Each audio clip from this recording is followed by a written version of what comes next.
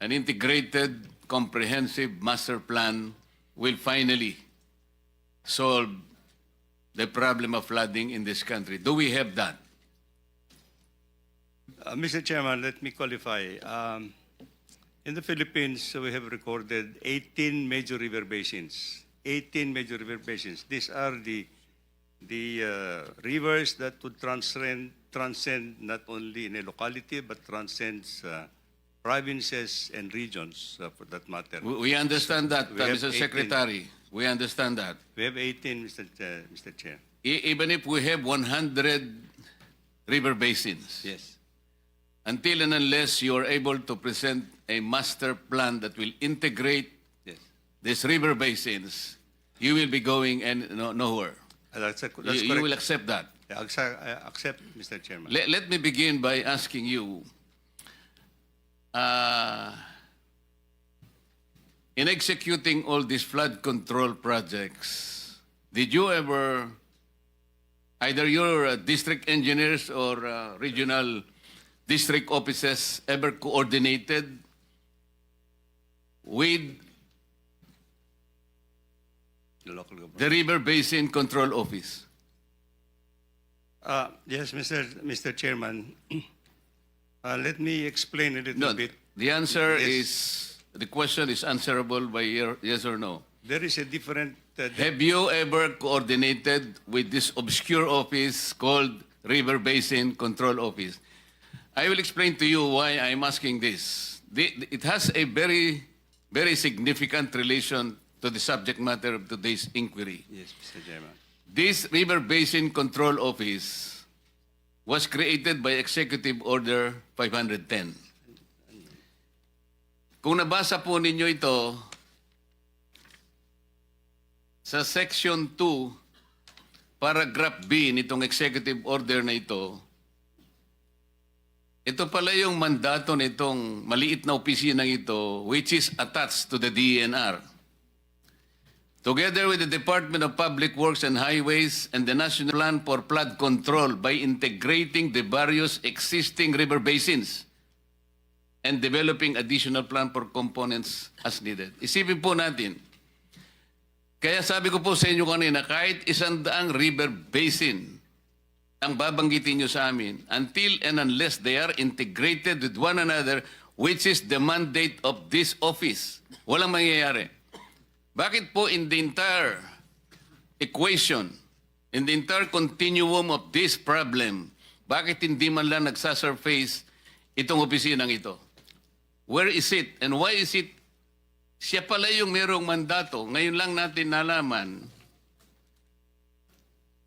Hanggat hindi po kayo nagko-coordinate, hindi po kayo pala yung regulator. Meron pang isang executive order number 816. Sabi po niya rito, referring again to the River Basin Control Office.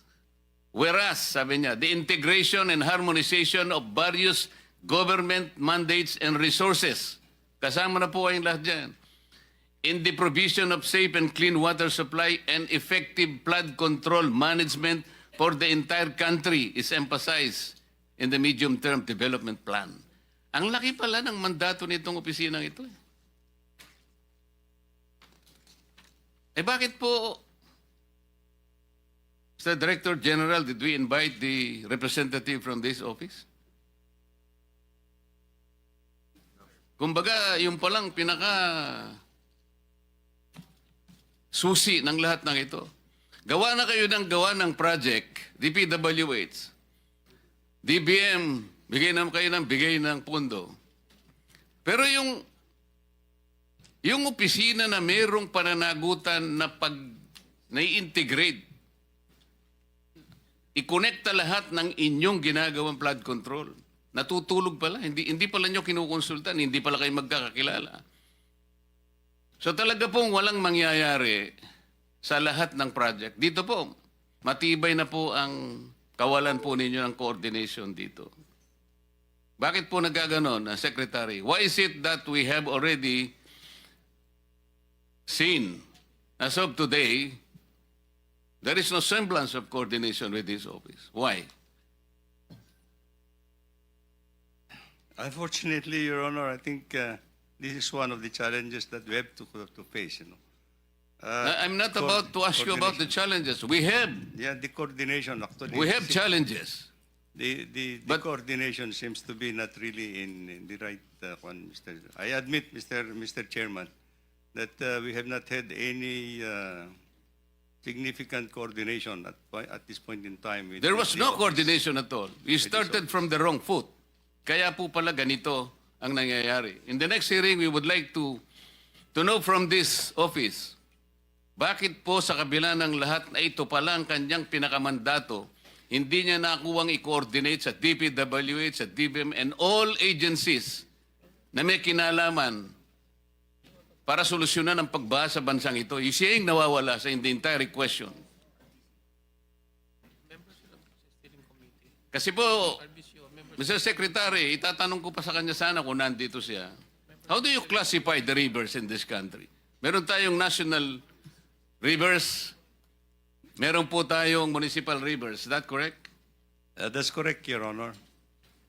We have 18 major river basins, as I initially pointed out.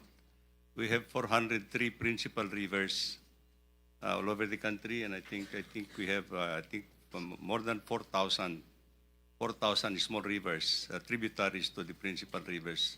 Not mentioning actually, of course, Mr. Chairman. Yes, Mr. Secretary, this is important because one by one, we will be able to look into the significance why we're supposed to see the difference between the national and the municipal rivers. Yes, Mr. Chairman. Yung mga national rivers po, ito yung jurisdiction ng national office. Yeah, Am I correct? correct, Mr. Chairman. Yung municipal rivers, ano po ang, di ba LGU ito? That's correct, Mr. Chairman. Ngayon, ito po yung pinanggagalingan ng katakot-takot na corruption. I will tell you, palagay ko, alam mo na rin naman ito.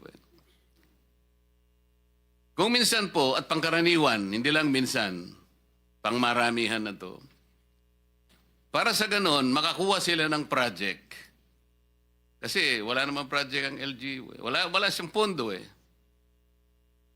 Ang gagamitin po nila na project, sasabihin niya, tributary to a national river.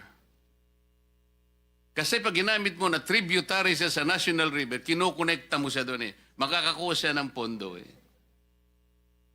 Tama po o hindi? Opo, Mr. Chairman.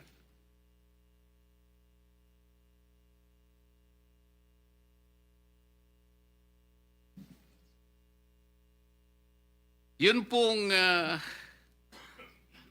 there are two kinds of flood control projects. One, those with feasibility studies. Tama po. Tama po, Mr. And Chairman. those without feasibility studies. Tama rin po, Mr. Chairman. Dito po sa may feasibility studies, Mr. Chair, Mr. Secretary, yung request for funding normally comes from the Unified Program Management Office, Flood Control Management Cluster, UPMO, FCMC. That's correct? Correct, Mr. Chairman, yes. The amount of the project is more than the jurisdiction of regional directors. Hence, public bidding is in the central office. That's correct. That's correct, Mr. Chairman. Most of this funding are ODA funds, That's- usually from the ADB. From various lending institutions, Mr. Chairman, not only with ADB. Yes. Correct, Mr. Chairman. Marami, but usually ADB din pinanggagalingan. Di ba? UPMO is headed by Yusek Emil Sadain. Yes, Mr. Chairman. Yes, sir. Thank you for your presence. FCMC is now headed by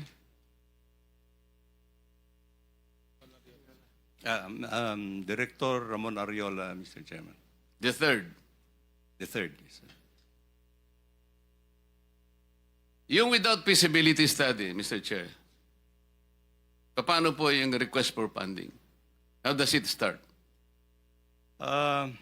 It starts with, I can only explain, Mr. Chair, when it is included into our national expenditure program proposals. No?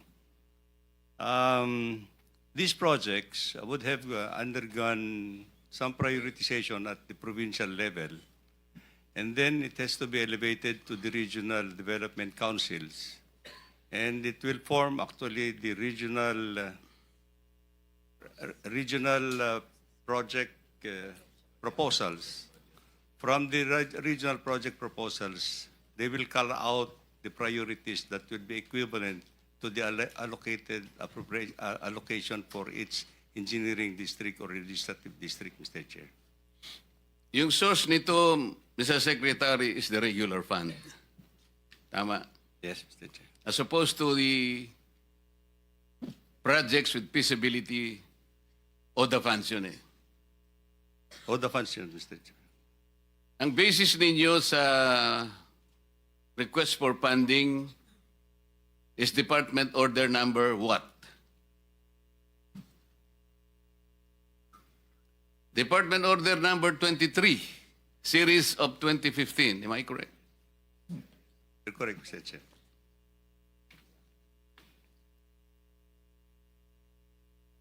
Kasi po, Mr. Secretary, kaya po natin iniisa-isa ito para maintindihan nating lahat. Meron pong jurisdictional amount kasi. Yes.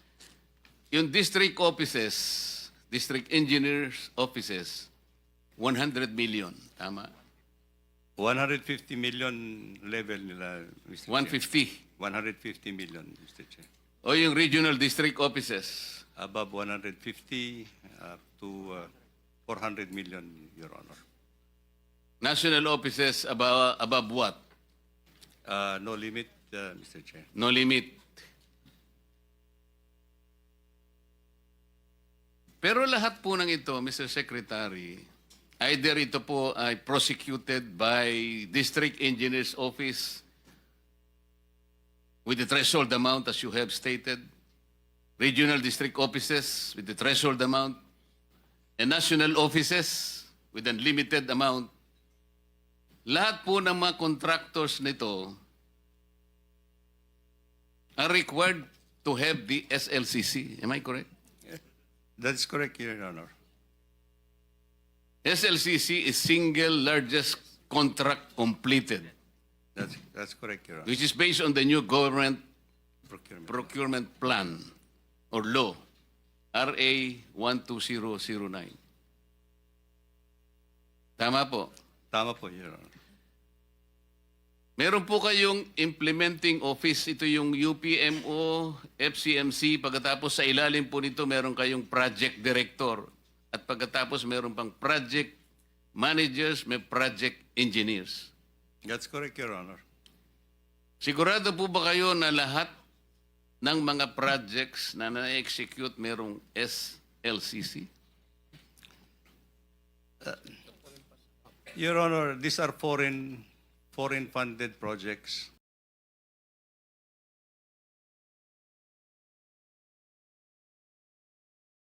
For our failure to provide strong and protective shields against something inevitable but preventable.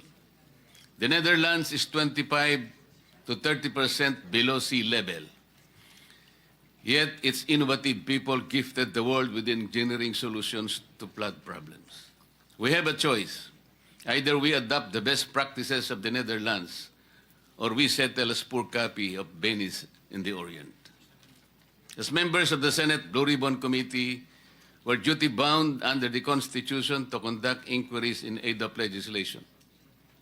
Our mandate extends beyond mere investigation. We must examine whether existing laws and regulations governing public procurement, project implementation, and infrastructure development are adequate and properly enforced. The potential violations under scrutiny include government procurement laws, Republic Act 3019, Republic Act 6713, and various DPWH and DBM procurement guidelines and circulars. The committee seeks to, number one, establish the facts surrounding the concentration of flood control contracts among 15 contractors and beyond, if warranted.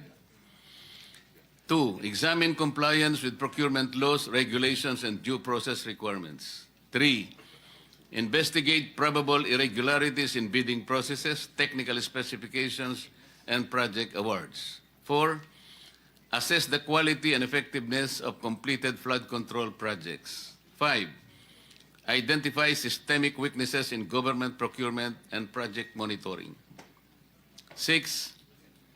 Determine accountability for any malfeasance, misfeasance, or nonfeasance. Number 7. Recommend legislative measures to prevent similar occurrences and strengthen oversight mechanisms. The committee shall conduct these proceedings guided by the following principles. Transparency. All proceedings shall be conducted in full view of the public with complete documentation and live coverage where appropriate. Due process. All resource persons and parties shall be afforded their constitutional rights, including the right to counsel and protection against self-incrimination. Impartiality. This committee approaches this inquiry without predetermined conclusions, committed only to uncovering the truth based on evidence and testimony. Public interest. Our primary consideration is the protection of public funds, the delivery of effective flood control solutions, and an end to the suffering of the Filipino people. During the course of this inquiry, we expect to hear from officials from the Department of Public Works and Highways, representatives from the Department of Budget and Management, recommendations from then Commission on Audit, representatives from the 15 contractors identified by President Marcos Jr. in press conference dated 11 August 2025.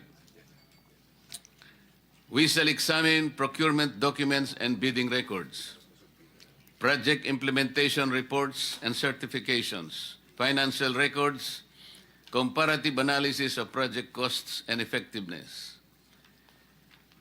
Hindi madali ang usaping ito. Hindi ko rin nanaising patagilin ang pagdinig tungkol dito. Hindi ito plataforma para magpasikat o magpalakas tayo sa mga tao. Lalong hindi ito pamumulitika o pagsira sa reputasyon ng kahit sino. Nais ng kumiting ito na gawing makabuluhan at produktibo ang bawat pagdinig ng ating gagawin. May I remind our resource persons to cooperate fully and answer truthfully. And please don't be too smart. Confucius said that if you are the smartest person in the room, then you are in the wrong room. I request my colleagues to efficiently manage our time as we clarify matters from our resource persons. Let us veer away from repetitive statements and questions that may unnecessarily prolong our inquiry. We owe it to our people. Tandaan natin na bawat dam o dike na itinatayo ay galing sa pera ng bawat Pilipino. Bilang mga mambabatas, responsibilidad po nating magsulong ng mga kaukulang batas na makapagpapabago sa mga nakalakaran sa gobyerno para sa ikabubuti ng bansa. Hindi tayo narito bilang hukom na uusig sa mga naglipanang kawatan, kundi tungkulin nating alamin at usisain ang pinaggagamitan ng ating pinasang tao ng budget. It is our duty to get to the bottom of this. Kahit sisirin pa natin ito kung kinakailangan. No stone shall be left unturned and no one shall be spared. Pagtulungan po nating hanapin ang katotohanan at tuluyang makapaglatag ng epektibo at pangmatagal ang solusyon sa suliranin natin sa pagbaha. Kahit mahirap o tila imposible, pero sa tulong ng bawat isang Pilipino na may pakialam at pagmamahal sa kanyang bansa, ito ay tiyak nating may pagtatagumpay. Maraming salamat po. I now declare this hearing officially open.